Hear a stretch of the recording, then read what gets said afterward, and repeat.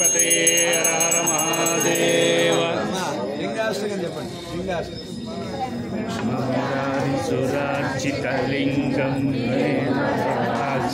शोभितलिङ्गं जन्मदुःखविनाशकलिङ्गं तत्प्रणमामि सदा शिवलिङ्गं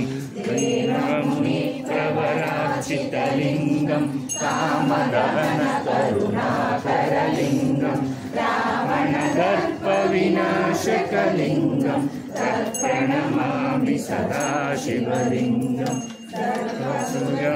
सुलेपितलिङ्गं बुद्धिविवर्धनकारणलिङ्गं सिद्धसुरासुरवन्दितलिङ्गं तत्प्रणमामि सदा शिवलिङ्गं सुरगमहामणिभूषितलिङ्गं फणिपतिवेष्टितशोभितलिङ्गं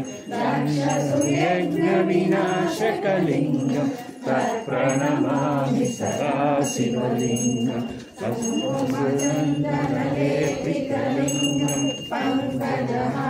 सुशोभितलिङ्गं संसितपापविनाशकलिङ्गं तत्प्रणमामि सदा शिवलिङ्गं देवगणात्रिलिङ्गं